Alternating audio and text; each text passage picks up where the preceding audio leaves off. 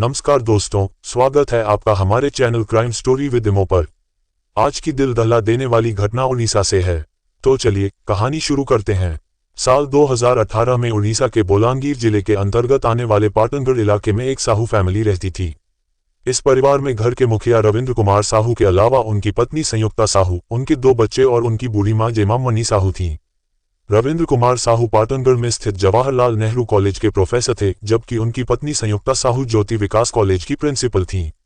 उनका बेटा सौम्या शेखर बेंगलुरु की एक कंपनी में सॉफ्टवेयर इंजीनियर था और उनकी बेटी कजाकिस्तान में पढ़ाई कर रही थी।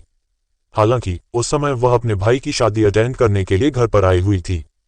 खैर, 18 फरवरी 2018 को सौम्या शेखर की शादी सोनपुर इलाके की रहने वाली रीमा से हो गई।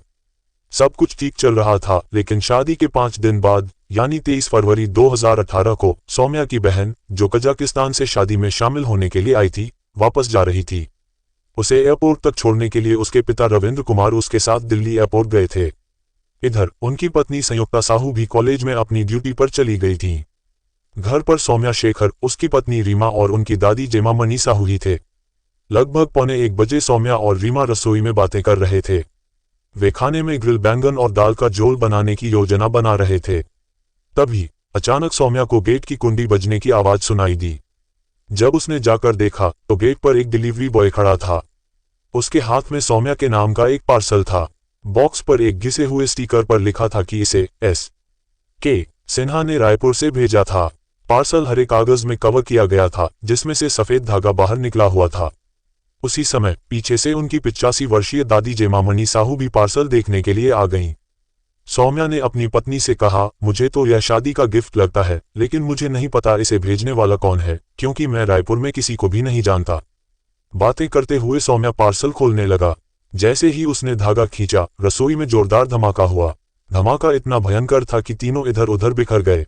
उनकी शरीर से तेजी से खून बहने लगा। धमाके से छत का प्लास्टर फट गया और वाटर प्यूरिफायर टूटकर बिखर गया। खिड़की के कांच कई टुकड़ों में टूटकर दूर जा गिरे। दादी जेमामणि साहू आग की लपटों में गिर गईं। सौम्या ने बेहोश होने से पहले कराहते हुए कहा, मुझे बचाओ, मैं मर रहा हूं। यह आखिरी शब्द थे जो रीमा ने अपने पति को बोलते हुए सुना। धमाके ने रीमा के चेहरे और बाह को भी जला दिया था। उसके फेफड़ों में धुआं भर गया और वह सांस लेने के लिए छटपटाने लगी। मलबा रीमा की आंखों में भर गया था, जिससे उसकी नजर धुंधली हो रही थी। बावजूद इसके रीमा ने हिम्मत नहीं हारी। वह रेंगते हुए बेडरूम तक पहुंची और अपनी सास को फोन करने के लिए मोबाइल उठाया, लेकिन कॉल करने से पहले ही वह बेहोश हो गई। पड़ोसियों ने धमाके की आवाज सुनी और समझा कि शायद गैस सिलेंडर फटा है, लेकिन जब वे अंदर पहुंचे तो वहां का दृश्य देखकर दंग रह गए। उन्होंने तुरंत एम्बुलेंस को फोन किया। तीनों को अस्पताल ले जाया गया, लेकिन सौम्या और उसकी दादी ने रास्ते में ही दम तोड़ दिया। रीमा 40% जली हुई थी, इसलिए उसे गवर्नमेंट हॉस्पिटल के बंद वार्ड में भर्ती कराया गया। पुलिस ने जांच शुरू की और पाया कि यह गैस सिलेंडर विस्फोट नहीं था, इसलिए बम स्क्वाड टीम को बुलवाया गया। बम स्क्वाड की टीम ने घटनास्थल पर जांच की और यह स्पष्ट हुआ कि यह एक बम विस्फोट था। लेकिन बड़ा सवाल यह था कि आखिर वह बम घर में आया कैसे। घटना की सच्चाई जानने के लिए पुलिस रीमा के होश में आने का इंतजार कर रही थी, क्योंकि पुलिस के पास इसके अलावा और कोई दूसरा रास्ता भी नहीं था। फिर एक सप्ताह बाद यानी 3 मार्च 2018 को रीमा की हालत में सुधार होने के बाद उससे थोड़ी पूछताछ की जाती है। रीमा ने पुलिस को उस समय केवल इतना ही बताया कि 23 फरवरी को दोपहर 12 बजे के आसपास उनके घर पर स्काई किंग कुरियर सर्विस से एक पार्सल आया था। इस बात का पता चलते ही पुलिस बिना समय गंवाए तुरंत स्काई किंग कुरियर ऑफिस पर पहुंचती है और उस व्यक्ति के बारे में पता लगाती है जिसने वह पार्सल डिलीवर किया था। साथ ही यह भी पता करने की कोशिश की जाती है कि वह पार्सल किसने भेजा था। जांच के दौरान पता चलता है कि वह पार्सल किसी S.K. सिन्हा नाम के व्यक्ति ने रायपुर से भेजा था, लेकिन जब पुलिस छानबीन करती है तो पता चलता है कि वह नाम और पता दोनों ही फर्जी हैं। यहीं पर पुलिस से एक छोटी सी गलती हो जाती है। दरअसल पुलिस ने मीडिया को इस केस की जानकारी देते समय गलती से पार्सल भेजने वाले का नाम S.K. सिन्हा के बजाय R.K. शर्मा बता दिया था, लेकिन पुलिस की यह गलती भी आगे चलकर इस केस को सॉल्व करने में बहुत बड़ा सुराग बन जाती है। अब क्योंकि यह नाम कातिल का था, इसलिए ये गलत नाम मीडिया के जरिए आग की तरह पूरे उड़ीसा में फैल गया और पुलिस ने भी इस पर ध्यान नहीं दिया था। पुलिस इसी तरह जांच करती रही और जब उस स्काई किंग कुरियर ब्रांच का सीसीटीवी फुटेज चेक करने की कोशिश की गई तो पता चला कि वहां पर कोई सीसीटीवी कैमरा ही नहीं है। इसके बाद पुलिस ने शेखर साहू के दोस्तों और परिवार वालों से भी पूछताछ की। पुलिस ने शेखर के माता पिता से पूछा कि क्या उन्हें किसी पर शक है या फिर उनकी किसी से कोई रंजिश हो। इस पर शेखर की मां ने बताया कि हमारी किसी से कोई दुश्मनी नहीं है और न ही हमें किसी पर शक है। लेकिन फिर संयुक्ता ने कहा कि जिस कॉलेज में मेरी ड्यूटी लगी है वहां पर एक अंग्रेजी के प्रोफेसर हैं जिसका नाम पूंजीलाल मेहर है, उसके साथ मेरी कहासुनी हुई थी। दरअसल पूंजीलाल मेहर काफी समय से उस कॉलेज का प्रिंसिपल था, लेकिन इस घटना से 5 महीने पहले उसे हटाकर शेखर साहू की मां संयुक्ता साहू को प्रिंसिपल बना दिया गया था। संयुक्ता साहू का कहना था कि हमारी किसी से ऐसी रंजिश तो नहीं है कि कोई हमें बम से मार डाले। संयुक्ता साहू की नज़र में पूंजीलाल मेहर से हुई कहासुनी एक छोटी सी बात हो सकती थी, लेकिन पुलिस के लिए ये छोटी सी बात नहीं थी। इसलिए उन्होंने पूंजीलाल से पूछताछ करने का फैसला किया, लेकिन उससे पूछताछ करने पर पुलिस को कुछ खास नहीं मिला, जिसकी वजह से पूंजीलाल मेहर को छोड़ दिया गया। इसके बाद पुलिस को पता चला कि इस घटना के कुछ महीने पहले जब शेखर रीमा से फोन पर बात कर रहा था, तभी शेखर के फोन पर एक कॉल आई थी। शेखर ने रीमा को होल्ड पर रखकर कॉल उठाया तो दूसरी ओर से किसी अनजान व्यक्ति ने धमकी देते हुए कहा था कि तुम्हें रीमा से शादी नहीं करनी चाहिए और अगर तुमने उससे शादी की तो ये तुम्हारे लिए अच्छा नहीं होगा। इसके बाद फोन कट गया था। शेखर साहू ने यह बात रीमा को भी बताई थी, मगर रीमा को भी नहीं पता था कि आखिर कॉल करने वाला व्यक्ति कौन हो सकता था। लेकिन फिर कभी उस व्यक्ति ने दोबारा फोन नहीं किया था, इसलिए वह दोनों भी धीरे धीरे इस बात को भूल गए थे। क्योंकि पुलिस के लिए ये जानकारी काफी अहम थी, इसीलिए पुलिस ने उस नंबर का पता लगाया और फोन करने वाले व्यक्ति को भी ढूंढ निकाला। पूछताछ के दौरान पता चला कि वह व्यक्ति रीमा से एक तरफा प्यार करता था। उसने बताया कि मैंने ही शेखर को फोन पर धमकी दी थी क्योंकि मैं नहीं चाहता था कि वह रीमा से शादी करें, लेकिन मुझ में बम विस्फोट की योजना बनाने और किसी को कत्ल करने की हिम्मत नहीं है और न ही मैंने ऐसा कुछ किया है। लेकिन पुलिस को उसकी इन बातों पर विश्वास नहीं हो रहा था, इसलिए पुलिस उससे सख्ती से पूछताछ करनी शुरू करती है, लेकिन वह बार बार यही बात कहता रहा कि मैं बेकसूर हूं। इसके बाद पुलिस ने उसका पॉलीग्राफ टेस्ट यानी लाई डिटेक्टर टेस्ट भी किया, जिससे पता चला कि वह झूठ नहीं बोल रहा है। इसीलिए पुलिस ने उसे भी रिहा कर दिया। इसी तरह करते करते इस वारदात को 3 सप्ताह बीत चुके थे। पुलिस ने शेखर के दोस्त, परिवार, पड़ोसी और स्काई किंग कुरियर ऑफिस के डिलीवरी बॉय और स्टाफ के अलावा 100 से भी ज्यादा लोगों से पूछताछ की, लेकिन कहीं से कोई सुराग नहीं मिला, जिसकी वजह से इस मामले की जांच वहीं की वहीं थी।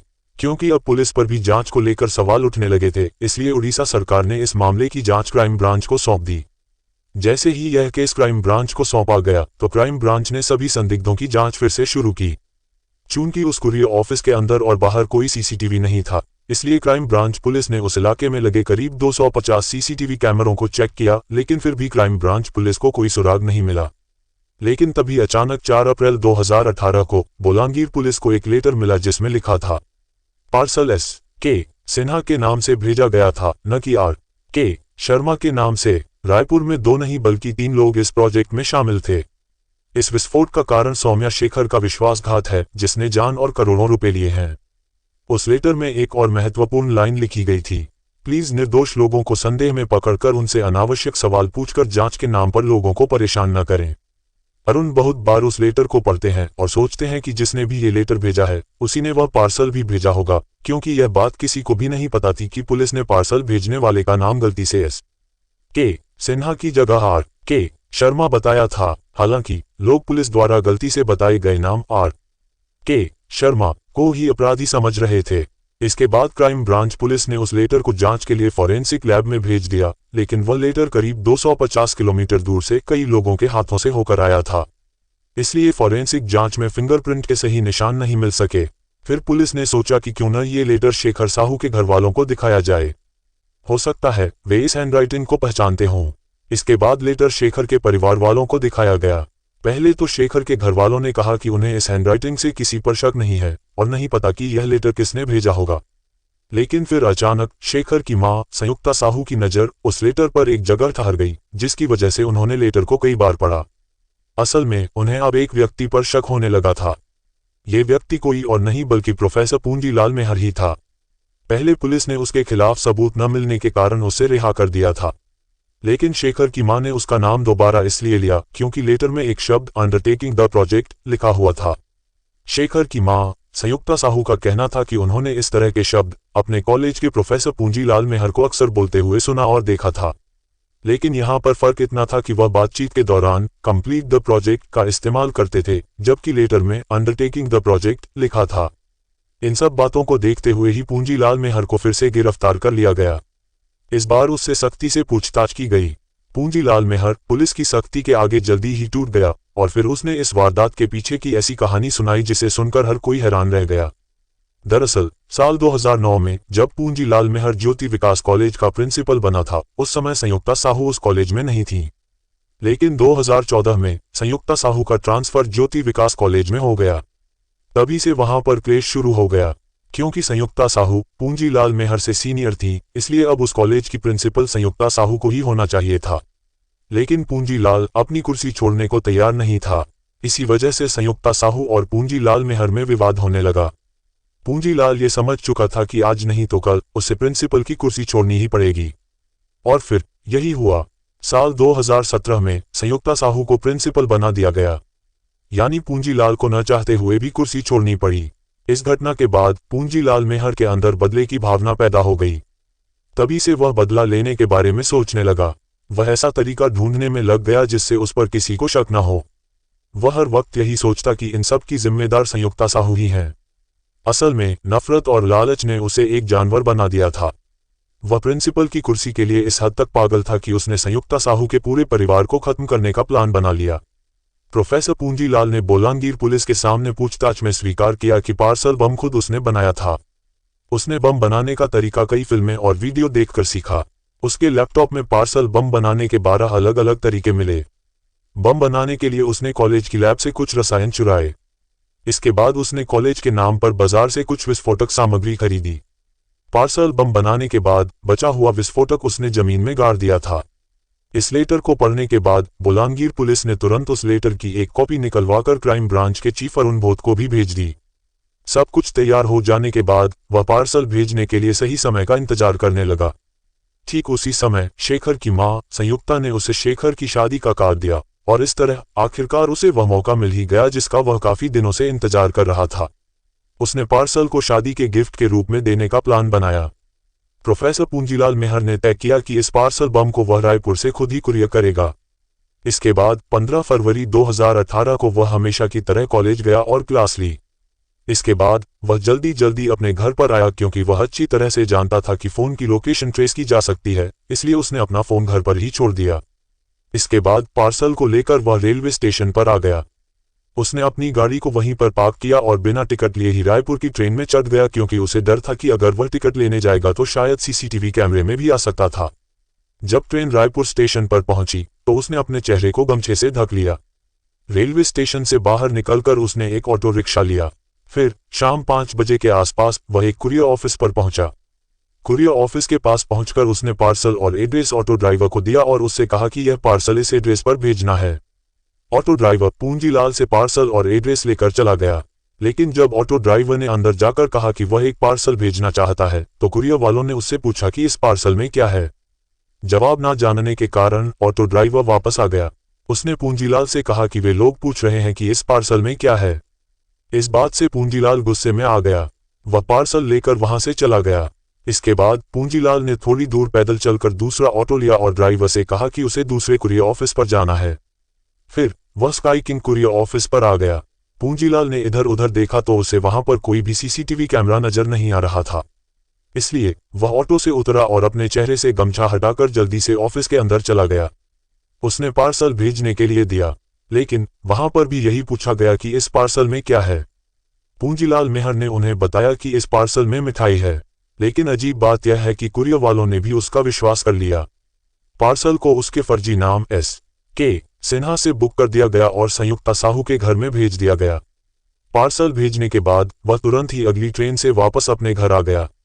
इसके बाद अगला दिन भी उसके लिए बिल्कुल ऐसा ही नॉर्मल था जैसे कुछ हुआ ही नहीं था। पूंजीलाल कॉलेज जाने लगा और उस पर किसी को शक न हो, इसके लिए उसने शेखर की शादी में जाकर उन्हें लंबी उम्र की शुभकामनाएं भी दी। इधर वह पार्सल 20 फरवरी को शेखर साहू के घर पर पहुंच गया, लेकिन उस दिन उनके घर में रिसेप्शन पार्टी थी, इसलिए 20 फरवरी को पार्सल वापस लौट गया। फिर 3 दिन बाद यानी 23 फरवरी 2018 को जब रीमा किचन में खाना बना रही थी तभी वह पार्सल डिलीवर कर दिया गया था, जिसकी वजह से यह वारदात हुई थी। इसके बाद पूंजीलाल मेहर शेखर साहू के अंतिम संस्कार में भी शामिल हुआ था और इस तरह पूंजीलाल मेहर ने अपराध को स्वीकार कर लिया था। उसके खिलाफ अब काफी सबूत थे, जिसमें कुरियर बिल की वह स्लिप जो शेखर के घर भेजी गई थी और एएसपी को भेजा गया वह लेटर भी एक अहम सबूत था। इसके बाद पूंजीलाल के दिए गए बयान और सबूतों के आधार पर 24 अप्रैल 2018 को उड़ीसा क्राइम ब्रांच पुलिस ने पूंजीलाल मेहर के खिलाफ चार्जशीट तैयार करके उसे कोर्ट में पेश किया, जहां से उसे जेल भेज दिया गया। हालांकि यह मामला अभी भी कोर्ट में चल रहा है और पूंजीलाल मेहर भी फिलहाल जेल में है। इधर रीमा भी धीरे धीरे ठीक होती जा रही थी। वह हॉस्पिटल से अपने ससुराल आ गई थी। शादी के केवल 5 दिन बाद ही रीमा, जिसने अपने पति को खो दिया था, ने कहा कि शेखर ही उसका पहला और आखिरी प्यार था। रीमा का कहना था कि वह दूसरी शादी नहीं करेगी। यानी सौम्या शेखर साहू के चले जाने के बाद अब रीमा शेखर साहू के माता पिता के साथ ही रहती है। तो दोस्तों, ये था साहू फैमिली केस। इस घटना पर आपकी क्या राय है, हमें कमेंट बॉक्स में जरूर दें। दोस्तों, इस कहानी को सुनाने का मकसद किसी के दिल को ठेस पहुंचाना नहीं है और न ही किसी का दिल दुखाना है, बल्कि देश में हो रही ऐसी घटनाओं से आप लोगों को जागरूक कराना है। अगर वीडियो पसंद आया हो तो वीडियो को लाइक करके ज़्यादा से ज़्यादा शेयर भी करें। अगर अभी तक आपने हमारे चैनल क्राइम स्टोरी विद इमो को सब्सक्राइब नहीं किया है तो सब्सक्राइब जरूर कर लें, क्योंकि ऐसी ही सच्ची घटनाएं हम इस चैनल पर हमेशा लाते रहते हैं। धन्यवाद।